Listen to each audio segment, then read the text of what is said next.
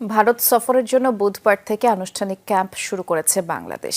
মূলত টি-20 স্কোয়াডের জন্য বিবেচনায় থাকা 12 অ্যালান ডোনাল্ড, ওটিস গিবসন। ক্রিকেটাররা খারাপ করলে যেন এক দফা এক দাবি, কোচের চেয়ার নিয়ে টানাটানি। এছাড়া বেশ কিছু অভিযোগে প্রায় সরগরম থাকে ক্রিকেট পাড়া, সেটা হাতুরুর কোচিং আমলের শুরু থেকে। আসসালামু আলাইকুম সুপ্রিয় দর্শক বন্ধুরা, এবার ভারত সিরিজের জন্য আনুষ্ঠানিকভাবে অনুশীলনে মাঠে নেমে পড়েছে বাংলাদেশ ক্রিকেট টিম।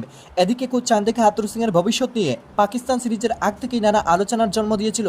তবে এবার শেষ পর্যন্ত পাকিস্তানের সাথে বাংলাদেশের এমন ভালো পারফরমেন্সের পর এবার যেন নতুন করে ভাবতে শুরু করে দিয়েছে কোচ চান্দিকা হাতুরু সিংকে নিয়ে। দর্শক বন্ধু, তবে কি শেষ পর্যন্ত চ্যাম্পিয়ন্স ট্রফির পর কোচ চান্দিকা হাতুরু সিং এর বিদায় হতে চলেছে? তাহলে চ্যাম্পিয়ন্স ট্রফির আগ পর্যন্ত যদি তিনি বাংলাদেশের সাথে থাকেন, তাহলে তামিম ইকবালের ফেরা কতটুকু নিশ্চিত তা নিয়ে এখন যেন জল্পনা কল্পনা বেশি উঠেছে। দর্শক বন্ধুরা, আবার সেই সকল বিষয়গুলোকে কেন্দ্র করে আপনাদের মাঝে বেশ কিছু গুরুত্বপূর্ণ তথ্য তুলে ধরেছি এবং সেই সাথে লাইভে এসে তামিম ইকবাল যে সকল বার্তাগুলো দিয়েছেন। তো দর্শক বন্ধুরা, চলুন আমরা সেই সকল বিষয়গুলো পরিপূর্ণ জেনে নেই। অবশ্যই পুরো ভিডিওটি দেখবেন, তাহলে এই সকল বিষয়গুলো পরিপূর্ণ বুঝতে পারবেন। ক্রিকেটাররা খারাপ করলে যেন এক দফা এক দাবি, কোচের চেয়ার নিয়ে টানাটানি। এছাড়া বেশ কিছু অভিযোগে প্রায় সরগরম থাকে ক্রিকেট পাড়া, সেটা হাতুরুর কোচিং আমলের শুরু থেকে শেষ। যেন কিছু বিতর্ক সঙ্গী করেই তিনি পথ চলতে পছন্দ করে। এই সব কিছুর মাঝে তার হাত ধরে টাইগারদের সাফল্য কি কেউ একবারও মনে করবে না, নাকি ভালো কিছুর গুণগানই কেউ করতে চায় না? যে হেডমাস্টার থাকায় পুরো সিস্টেমটাই সমালোচিত হয়, তার কিন্তু কিছু আলোচনার জায়গাও আছে। এ যেমন বাংলাদেশের সবথেকে বড় টেস্ট জয়ের একটা ছিল পাকিস্তানের বিপক্ষে, যেটা বাংলাদেশ ক্রিকেট ইতিহাসেরই সেরা, যাকে বলা হয় ঐতিহাসিক টেস্ট জয়, যা এসেছে এই হাতুরুর কোচিং আমলে। এমন ঐতিহাসিক আরও 8 জয়ের 5টাতে টাইগার ড্রেসিং রুমের মাস্টারমাইন্ড হিসেবে ছিলেন চন্ডিকা হাতুরু সিংহে। হেডমাস্টার থাকা অবস্থায় ইংল্যান্ডকে হারায় টাইগাররা, সে সময় সাল 2016। পরের বছর শ্রীলঙ্কাকে, আবার ওই একই বছর অর্থাৎ 2017 সালে অস্ট্রেলিয়াকে ঘরের মাটিতে নাস্তানাবুদ করে ছাড়ে। সেবার দায়িত্বে থাকাকালীন বাংলাদেশের 3 সংস্করণে মোট 41টি জয় পেয়েছিল টাইগাররা, যা কোনো এক কোচের কোচিং আমলে টাইগারদের ইতিহাস সেরা। মহান এই আলোচনার সঙ্গে কিছু বিতর্কিত কর্মকাণ্ড মাথাচাড়া দিয়ে ওঠে। সিনিয়রদের সঙ্গে দ্বন্দ্বে জড়িয়ে মেয়াদ শেষ হওয়ার আগেই চাকরি ছেড়ে চলে গিয়েছিলেন। যাওয়ার আগে খেলোয়াড়দের কাছে তিনি ছিলেন ঘাড় তেরা, সবকিছু করতেন নিজের মতো। নির্বাচক, কোচিং স্টাফ, এমনকি ক্রিকেট প্রশাসনের কাউকেই তিনি তেমন পাত্তা দিতেন না। সুসম্পর্ক ছিল কেবল বিসিবি বস নাজমুল হাসান পাপনের সঙ্গে। সে সময় ইংল্যান্ড, শ্রীলঙ্কা, অস্ট্রেলিয়া বধই ছিল প্রথম হেডমাস্টারি আমলে টাইগারদের সবথেকে বড় সাফল্য। মাঝে 18 থেকে 22 এই সালটাতে তিনি ছিলেন না। এরপর ফেরা 2023-এ এসে নিউজিল্যান্ডে, আর সবশেষ পাকিস্তানের বিপক্ষে 2024-এ 2 টেস্ট জয়। ফলে বড় দলের বিপক্ষে ঐতিহাসিক 6খানা জয় এখন চন্ডিকা হাতুরু সিংহের হাত ধরে, কিংবা তার কারিশমাতে। সফল কোচদের হিসেব করলে বাংলাদেশ ক্রিকেট ইতিহাসে মিশে আছে অনেকগুলো নাম: Dave Whatmore, Jamie Siddons, Steve Rhodes কিংবা রাসেল ডমিঙ্গো। তবে বাংলাদেশের কোচিং জগতে তারা যদি হন হিরো, তবে হাতুরু সিংহের পরিসংখ্যান ঘাটলে তিনি হবেন সুপার হিরো। শুধু সমস্যাটা বনিবনা আর নিজের মতো। এতদিন সাদা পোশাকে বাংলাদেশের সবচেয়ে বড় অর্জন ছিল মাউন্ট মঙ্গানুই টেস্টে নিউজিল্যান্ডের বিপক্ষে জয়। সেটি ছাড়িয়ে এবার আরও বড় অর্জনে নাম লিখিয়েছে নাজমুল শান্তর দল। পাকিস্তানকে তাদের ঘরের মাঠে 2-0 ব্যবধানে হারিয়ে টাইগারদের ঐতিহাসিক সিরিজ জয়কে বিশেষ কিছু বলছেন ওপেনার তামিম ইকবাল। ক্রিকেট বিষয়ক ওয়েবসাইট ক্রিকইনফোতে দেয়া সাক্ষাৎকারে তিনি আরও বলেন, এই জয় জাতি হিসেবে সবাইকে আরও ঐক্যবদ্ধ করবে। বাংলাদেশের টেস্ট ক্রিকেট ইতিহাসে নিঃসন্দেহে এটি সবচেয়ে বড় অর্জন, যা আমাদের কাছে দীর্ঘদিন স্মরণীয় হয়ে থাকবে।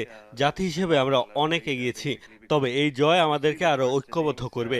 কঠিন সময় পার করা বাংলাদেশের মানুষকে স্বস্তি দেবে এমন অর্জন। অভিনন্দন জানাই টিম বাংলাদেশকে। সিরিজ জয়ে নিঃসন্দেহে বাংলাদেশের বড় প্রাপ্তি পেসারদের উত্থান। প্রতিটি ইনিংসেই প্রতিপক্ষের ওপর ছড়ি ঘুরিয়েছেন টাইগার পেসাররা। বাবর রিজওয়ানরা খাবি খেয়েছেন নাহিদের গতি আর তাসকিন হাসানদের নিয়ন্ত্রিত বোলিংয়ে। পেসারদের এমন সাফল্যের কৃতিত্ব তামিম ইকবাল অবশ্য দিয়েছেন সাবেক 2 কোচ অ্যালান ডোনাল্ড ও ওটিস গিবসনকে। massive for Bangladesh fast bowling unit. বাংলাদেশের পেস বিভাগের জন্য এটা অনেক বড় কিছু। টি-20 বিশ্বকাপ থেকেই বলে আসছি, পেসাররা ভালো করছে। রাওয়ালপিন্ডির ব্যাটিং সহায়ক উইকেটে পাকিস্তানি পেসারদের চেয়ে বাংলাদেশের পেসাররা বেশি ভালো করেছে। এটা নিয়ে গর্ব করা উচিত। যারা আগে কোচ ছিলেন তাদের কৃতিত্ব পাওয়া উচিত। পেসারদের এত দূর নিয়ে আসতে অ্যালান ডোনাল্ড ও ওটিস গিবসন কঠোর পরিশ্রম করেছেন। Should get a lot of credit. Alan Donald, Otis Gibson. প্রথম টেস্টে মুশফিক মিরাজ, এরপর দ্বিতীয় টেস্টে লিটন মিরাজ। ব্যাট হাতে ম্যাচের রং বদলে দেয়া সব ইনিংসে টাইগারদের জয় সহজ করেছেন তারা। পাকিস্তান সফরের আগে হাতুরু যখন ছুটিতে, তখন চট্টগ্রামে স্থানীয় কোচদের অধীনে নিজেদের প্রস্তুত করেছিলেন মুশফিক মুমিনুলরা, যে কারণে স্থানীয় এসব কোচদেরও কৃতিত্ব দিতে চান Tamim. The test players and the national players get prepared for টি-20 বিশ্বকাপ নিয়ে ক্রিকেটাররা যখন ব্যস্ত ছিলেন তখন টেস্ট ক্রিকেটাররা বাংলা টাইগার্সের অধীনে প্রায় 1.5 মাস অনুশীলন করেছে। সেখানে মুশফিক, মমিনুল, মেহেদিরা স্থানীয় কোচদের অধীনে নিজেদের প্রস্তুত করেছে। তাই এমন অর্জনে স্থানীয় কোচদের বড় ভূমিকা ছিল। যদিও বড় কোনো জয়ের পর অনেক সময় ছোট বিষয়গুলো ভুলে যায়। played a big part because এই সিরিজ দিয়ে লিটন দাস ও মেহেদী মিরাজের প্রত্যাবর্তনে দারুণ খুশি তামিম ইকবাল। এ দুজনের উচ্ছ্বসিত প্রশংসাও করেন তিনি। মুজরাবিন তারেক, যমুনা। সিরিজের প্রথম টেস্টে মাঠে নামবে বাংলাদেশ। এরপর আছে আবার 3 ম্যাচের টি-20 সিরিজও। বুধবার বাংলাদেশ টেস্ট দল যখন পাকিস্তান থেকে দেশে ফিরছে, তখন মিরপুরের হোম আপ ক্রিকেটে ভারত সফরের ক্যাম্প শুরু করল বাংলাদেশ। মূলত টি-20 স্কোয়াডের বিবেচনায় থাকা 12 ক্রিকেটারকে নিয়ে শুরু হয়েছে ক্যাম্প। প্রথম দিনের অনুষ্ঠিত এই ট্রেনিং সেশনে ছিলেন মাহমুদুল্লাহ রিয়াদ, মোস্তাফিজুর রহমান, সৌম্য সরকার, জাকের আলী অনিক, পারভেজ ইমন, শামীম পাটোয়ারি থেকে শুরু করে জিসান আহমেদ, রিপন মণ্ডলের মতো তরুণরা। সকাল 9:30টায় শুরু হওয়া এই ট্রেনিং ক্যাম্পে প্রথমেই হয়েছে স্কিল ট্রেনিং। মিরপুরের ইনডোর ট্রেনিং গ্রাউন্ডে ব্যাটিং বোলিং অনুশীলন করেছেন সবাই।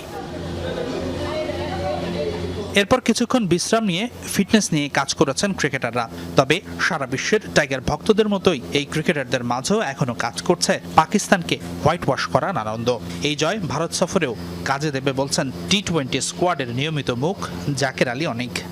যেহেতু দুইটা আমরা খুবই ভালো মার্জিনে জিতছি, অবশ্যই এটা মানে টেস্ট ক্রিকেটে এরকম সিরিজ, ডমিনেটিং সিরিজ উইন, এটা যে কোনো টিমকে উজ্জীবিত করবে। আর আমি তো দেখলাম সুরেশ রায়না অনেকেই বলছেন যে বাংলাদেশ সিরিজকে তারা যেন খুব।